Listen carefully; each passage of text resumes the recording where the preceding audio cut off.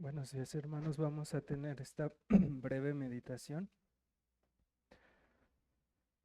Oseas concluye su libro con la pregunta: ¿quién es sabio para que entienda esto y prudente para que lo sepa? Porque los caminos de Jehová son rectos y los justos andarán por ellos, mas los rebeldes caerán en ellos. El problema era que el pueblo de Israel ya había caído. Por eso le dice en el versículo 1, porque por tu pecado has caído. En pocas palabras, el pueblo de Israel ya había llegado hasta el colmo de su maldad, como lo vimos en el capítulo 9, versículo 9, donde dice: llegaron hasta lo más bajo de su corrupción o en su corrupción.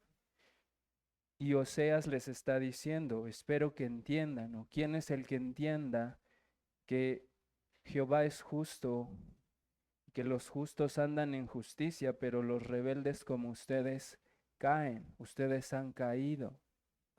Entonces, el libro de Oseas nos enseña claramente que nuestro pecado tiene consecuencias severas y que lo único que merecemos de parte de Dios es que Él derrame su santa y justa ira sobre nosotros.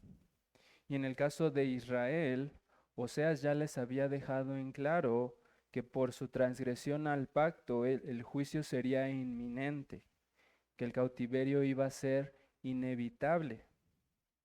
Y es verdad que este libro también ilustra de manera preciosa la misericordia y la compasión de Dios por su pueblo, con palabras tales como: ¿cómo podré abandonarte, oh Efraín? ¿Te entregaré yo, Israel?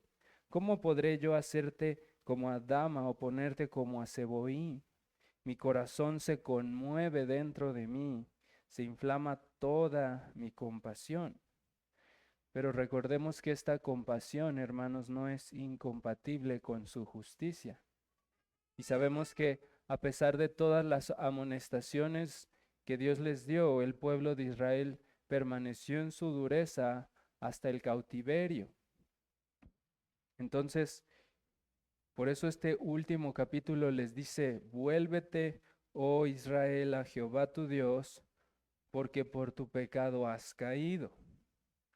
Es como si estuviera dando por hecho que ellos terminarían como esclavos, cautivos, lejos de Dios, lejos de la presencia de Jehová. Pues recordemos que ya les había dicho en el capítulo 5, versículo 15: andaré y volveré a mi lugar hasta que reconozcan su pecado y busquen mi rostro, en su angustia me buscarán. Y quiero que notemos esto, no es que Jehová les esté diciendo: vuélvete antes de que caigas, sino les dice: vuélvete porque has caído. El cautiverio sería su lugar de angustia, sería el escenario perfecto para que la esposa adúltera se diera cuenta que estaba mejor con su marido, y en esa angustia iban a reconocer a su amado, iban a reconocer su pecado y iban a buscar a Jehová. Yo quiero que consideremos hoy con cuánta compasión tuvo Dios incluso en el cautiverio de su pueblo. Él ya sabía que no se podía hacer nada para evitar que su esposa recibiera las consecuencias de su adulterio. Y a lo largo de todo el libro se encargó de dejarles en claro que Jehová nunca los dejó, que nunca dejó de ser un esposo fiel, y que a pesar de eso ellos se aferraron a sus amantes o a sus ídolos. Y por lo tanto les dejó en claro: la maldición va a caer sobre ustedes por causa de su pecado. Pero es como si este esposo fiel y amoroso, sabiendo que su esposa iba a estar lejos y que iba a ser grandemente angustiada por las consecuencias de su pecado, es como si este esposo, pensando en que su esposa estaría lejos de él y estaría afligida, se preocupara por dejarles esta última carta de amor, y de consuelo, con la esperanza de que cuando estuvieran en su aflicción en el cautiverio, leyeran esta carta y su esposa fuera movida a volverse al esposo de todo corazón. Esa es la misericordia de Jehová. Es justo y la maldición que cayó era justa, pero al mismo tiempo ahí estaba la compasión de Dios. Entonces imaginen a esta esposa avergonzada, esta esposa lejos de su esposo, en una nación extraña, abriendo esta carta de su esposo, leyendo estas palabras: vuelve, oh Israel, a Jehová tu Dios, porque por tu pecado has caído. Llevad con vosotros palabras de súplica y volved a Jehová y decirle: quita toda iniquidad y acepta el bien, y ofreceremos la ofrenda de nuestros labios. No nos librará el asirio, no montaremos en caballos, ni nunca más diremos a la obra de nuestras manos: dioses nuestros, porque en ti el huérfano alcanzará misericordia. Yo sanaré su rebelión, los amaré de pura gracia, porque mi ira se apartó de ellos. Lo que Jehová quería era decirle a su pueblo, por medio de Oseas, que ellos tenían que sufrir las consecuencias de su pecado y que aunque no lo merecieran, Él de todas maneras los iba a restaurar y los iba a amar de pura gracia, por el puro afecto de su voluntad, porque Él es fiel y justo y porque Él se complace en tener misericordia, no porque lo merecieran, sino porque Él quería y porque Él los amaba de pura gracia. Así que consideren cómo este esposo fiel no solo le está extendiendo una misericordia, le está diciendo: te voy a restaurar aunque no lo merezcas, sino que además le está diciendo: voy a ser para ti como el rocío, voy a ser para ti como haya verde, vas a florecer, vas a fructificar. Y una vez que reconozcas tu pecado y abandones a tus ídolos, de mí será hallado tu fruto. Yo te voy a restaurar por completo y te voy a traer a mi, a mi, a mi templo y a mi casa. Ella pudo haber estado en el cautiverio pensando como el hijo pródigo: me volveré a mi amado y le diré: he pecado contra el cielo y contra ti, ya no merezco ser tu esposa. Trátame como a una de tus siervas. Pero él les dejó esta carta de amor diciéndoles: no, amada mía, yo te amaré de pura gracia.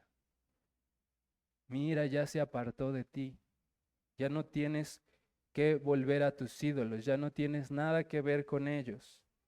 De mí será hallado tu fruto y te restauraré por completo por amor de mi nombre. Entonces, ¿cómo este capítulo puede ayudarnos a preparar nuestro corazón para adorar a Dios?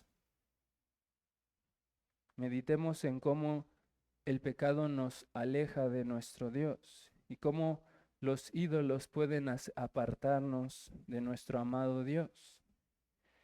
Es verdad que el culto a Baal es algo muy lejano a nuestros contextos particulares y que muchos de nosotros ya hemos dejado atrás la adoración a las imágenes.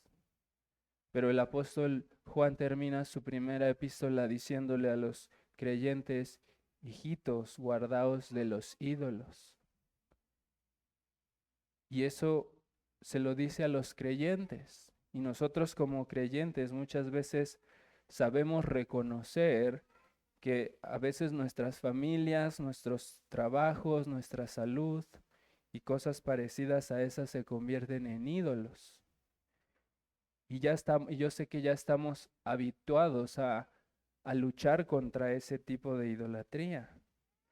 Pero quiero que veamos cómo en este pasaje se nos muestra una idolatría un poco diferente, de lo que también tenemos que arrepentirnos y volvernos a nuestro Dios. El pueblo de Israel es exhortado a arrepentirse en el versículo 3 de de buscar la salvación de los asirios y de confiar en sus caballos y de confiar en la obra de sus manos y llamarle a la obra de sus manos mi Dios. O sea, es llamado a arrepentirse de confiar en el brazo de carne antes que en el poder de Dios. Y ese es un ídolo muy sutil que se levanta en nuestros corazones. En ocasiones somos muy propensos a confiar en nuestros propios esfuerzos o en los de otras personas y depender de ellos antes que de nuestro Dios. Cuando viene una prueba difícil, cuando viene una dificultad, muchas veces somos muy prontos para consultar a alguien que ya pasó por algo similar. O, o dependemos de sus opiniones y de sus consejos más que del consejo de Dios. O cuando viene la enfermedad, somos tentados más a confiar en los medicamentos o en las recomendaciones del doctor antes que en nuestro Dios, antes que encomendarnos a nuestro Dios.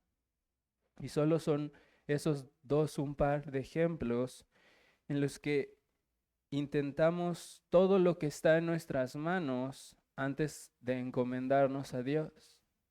Y cuando las cosas no salen como esperábamos, decimos, bueno, pues lo último que me queda es orar.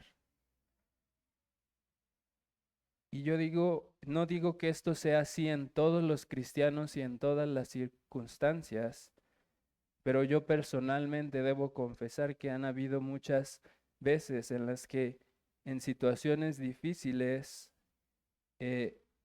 yo me he encomendado a Dios ya hasta el final, diciendo, pues ya lo único que me queda hacer es orar. Cuando ya traté de controlar todo en mis fuerzas y de resolver todo sin depender de Dios. Y eso, hermanos, se llama idolatría. Lo debemos llamar así por su nombre, para que no lo confundamos con un defecto en nuestro carácter y nada más, sino es una idolatría, es una dependencia de nosotros mismos, de la obra de nuestras manos antes que del poder y la misericordia de Dios. Cada vez que tú luchas en tus fuerzas, estás levantando un ídolo en tu corazón. Y cuando ese ídolo no te responde, entonces viene la angustia y en tu angustia buscas al Señor. Ya cuando estás abatido, cuando ya no puedes hacer nada, pero debería ser al revés. Por eso dice Jehová, Efraín dirá, ¿qué más tendré ya con los ídolos? Yo lo oiré y miraré, yo seré a él como la haya verde, de mí será hallado tu fruto. Curiosamente el nombre de Efraín significa doblemente fructífero. Y el problema de ellos era que al ver cuán prósperos y fructíferos eran, se habían olvidado de Jehová, como si no dependieran de Jehová para dar fruto, para ser fructíferos. Y por eso Él les dice, deja ese ídolo y reconoce que de mí proviene tu fruto. No eres tú, soy yo el que da el fruto. Yo soy, tú dependes de mí. Y recordemos también cómo el Señor Jesús dice, yo soy la vid, vosotros los pámpanos, el que permanece en mí y yo en él, éste lleva mucho fruto, porque separados de mí nada podéis hacer. Cuando hacemos lo contrario y cuando nos separamos, por así decirlo, de nuestro Señor, no llevamos fruto, llevamos desesperación y frustración. Así que vivamos cada día mortificando la confianza en nosotros mismos o en el brazo de carne y encomendémosle a Jehová todos nuestros caminos, cada paso que demos. Recuerden lo que dice el Salmo 44 del versículo 6 al 8, porque no confiaré en mi arco ni mi espada me salvará, pues tú nos has guardado de nuestros enemigos y has avergonzado a los que nos aborrecían. En Dios nos gloriaremos todo el tiempo y para siempre alabaremos tu nombre. Así que no olvidemos de vivir también, hermanos, cada día a la luz del Evangelio, Dice el texto que leímos en Oseas: yo sanaré su rebelión, los amaré de pura gracia, porque mi ira se apartó de ellos. Aquí tenemos la gloria del Evangelio para nuestras vidas. Si eres cristiano, lo eres por pura gracia. Si tienes cualquier buen fruto, es porque Cristo te salvó y te amó por pura gracia, y Él apartó la ira de Dios, y Él te capacitó para dar frutos de justicia. Así que vuélvete, oh iglesia, a Jehová tu Dios, y deja a un lado cualquier ídolo que se haya levantado en tu corazón, y dile a tu amado Dios: ¿qué más tendré ya con los ídolos? Alaba a tu Dios con agradecimiento y humildad, porque Él te ha amado de pura gracia. Y como dice el Salmo 98, Él se ha acordado de su misericordia y de su verdad para con la casa de Israel. Todos los términos de la tierra han visto la salvación de nuestro Dios. Cantad alegres a Jehová. Toda la tierra, levantad la voz y aplaudid y cantad salmos. Así que cuando recordamos su misericordia y su salvación, debemos ser movidos a cantarle y alabar su nombre, cantarle con gozo a aquel que nos amó de pura gracia. Amén.